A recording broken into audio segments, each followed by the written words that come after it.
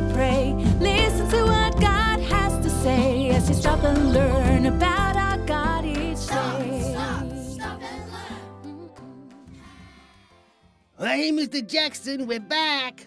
Yeah, Mr. Jackson, and we brought someone else. Hi, Mr. Jackson. I hope I can become a Bible buddy like Shane and Reggie. Wow, of course. What an honor to have you on board today. So, Mr. Jackson, do you have another special story for us? Yeah, Mr. Jackson, something special. Well, the Bible has plenty of special stories.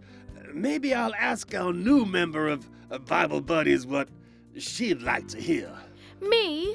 Oh, anything from Jesus. Maybe a parable? Oh, well, that's perfect, Kelly.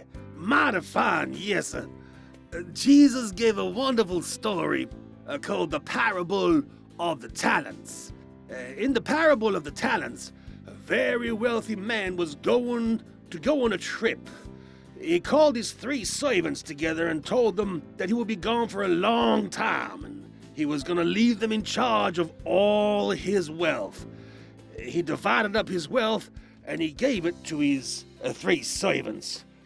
To the first servant, he gave 5 talents. Now, that might not sound like much to you, but in Jesus' day, that was a lot of money. To the second servant, he gave 2 talents. Not as much as the first servant received, but still a large sum of money. To the third servant, he gave 1 talent, and even 1 talent was worth quite a lot. The first servant took the 5 talents his master gave him, and he put it to work and earned 5 more talents. The second one also invested his 2 talents wisely and earned 2 more talents. The third servant took that 1 talent and he buried it in the ground for safekeeping. When the master returned, he was very pleased when the first 2 servants told him that they had doubled his money. "Well done," he said.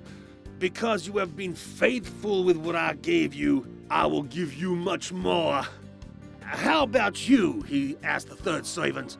"What did you do with the money that I gave you?" The third servant said to the master, "I knew that you were a hard man, and I was afraid. So I went out and I hid your treasure in the ground so that it would be safe. See, here it is." The master was angry. "You were a wicked and lazy servant. You could have at least put my money in the bank where it would have earned more." He then took that 1 talent from the lazy servant and gave it to the one who had 10 talents. What? Oh, far out, man. That's sad but true. There is a lesson to be learned from this parable, kids.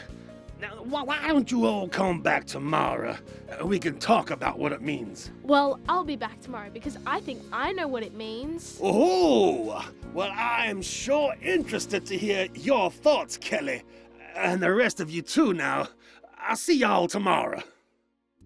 What do you think the parable of the talents Jesus told means?